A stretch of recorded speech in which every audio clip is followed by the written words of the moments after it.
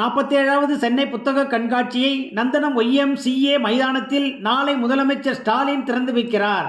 புத்தக கண்காட்சி வார நாட்களில் மதியம் 2 மணி முதல் இரவு 8:30 மணி வரையிலும், வார இறுதி நாட்களில் காலை 11 மணி முதல் இரவு 8:30 மணி வரை ஜனவரி 21ஆம் தேதி வரை நடைபெறும்.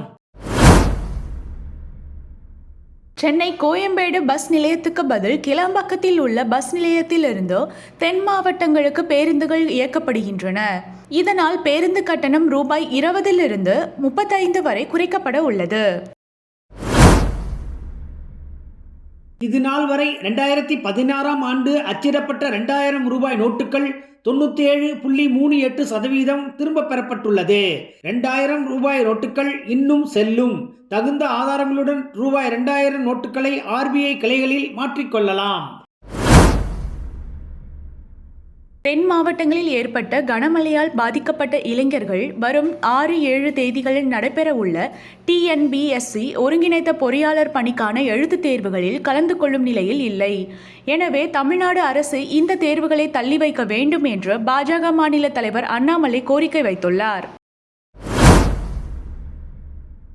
தமிழக அரசு மத்திய அரசிடம் கேட்ட நிவாரணத் தொகை ரூபாய் 21,000 கோடி வழங்காதது மற்றும் தமிழகத்தில் ஏற்பட்ட மழை வெள்ளத்தை தேசிய பேரிடராக அறிவிக்காதது குறித்து மத்திய அரசை கண்டித்து வரும் 4ஆம் தேதி போராட்டம் நடைபெறும் என்று விடுதலை சிறுத்தைகள் கட்சி தலைவர் தொல் திருமாவளவன் அறிவித்துள்ளார்.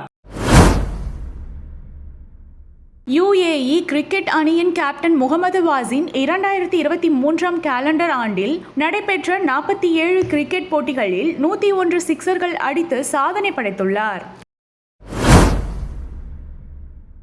மிக நீண்ட காலமாக படப்பிடிப்பில் இருந்து வந்து பல்வேறு சர்ச்சைகளை கடந்த இந்தியன் 2 படப்பிடிப்பு முடிந்துவிட்டதாக படக்குழு அறிவித்துள்ளது.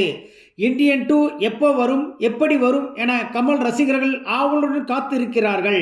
விரைவில் இந்தியன் 3 படப்பிடிப்பு ஆரம்பமாக உள்ளது. சென்னை மெட்ரோ ரயில் புதிய மைல்கல்லை எட்டியுள்ளது. ஒரு நாளைக்கு 3 லட்சம் மக்கள் பயணிக்கின்றன.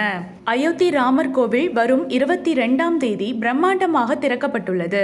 அதற்கு திரு எடப்பாடி பழனிசாமிக்கு அழைப்பு விடுக்கப்பட்டுள்ளது. பொங்கல் பண்டிகைக்கு அரிசி குடும்ப அட்டைதாரர்களுக்கு தலா ரூபாய் 1000 ரொக்க பணத்துடன் அரிசி, சர்க்கரை, கரும்பு உள்ளிட்ட பரிசு தொகுப்பை வழங்க அரசு திட்டமிட்டுள்ளது. சினிமா மட்டுமல்ல, அரசியலிலும் விஜயகாந்த் கேப்டன் தான். தனது நடிப்பால் மக்களின் மனங்களை வென்றவர் விஜயகாந்த், சொன்னவர் பிரதமர் மோடி. 12 ராசிகளுக்கான நாளைய நாள் பலன். மேஷம், மனதில் உள்ள குழப்பம் நீங்கி துணிச்சல் உண்டாகும். ரிஷபம், திடீர் மனக்கவலை ஏற்படும், அலைச்சல் இருக்கும். மிதுனம், பதவி உயர்வு கிடைக்கும், அந்தஸ்து உயரும். கடகம், புத்தி கூர்மையுடன் எந்த பிரச்சனையும் அணுகி வெற்றி காண்பீர். சிம்மம், குடும்பத்தில் உள்ளவர்கள் உங்கள் பேச்சை மதிக்க மாட்டார்கள். கன்னி, எப்பொழுதும் உற்சாகமாக செயல்படுவீர், குடும்பத்தில் மகிழ்ச்சி. துலாம், எந்த ஒரு முடிவையும் எடுத்துவிட்டால் மாற்ற வேண்டாம். விருச்சிகம், எல்லோருடனும் அன்புடன் பகிழ்வீர், இழுபறியான காரியங்கள் முடிவுக்கு வரும். தனுஷு, நன்மைகள் நடக்கும், காரிய வெற்றி. மகரம், பணவரவு பல வழிகளில் வரும், மனக்குழப்பம் நீங்கும். கும்பம், அடுத்தவர்களை அனுசரித்து போவீர், காரிய அனுகூலம். மீனம், உத்தியோகத்தில் உள்ளவர்கள் மேலதிகாரிகளை அனுசரித்து சென்றால் நன்மை.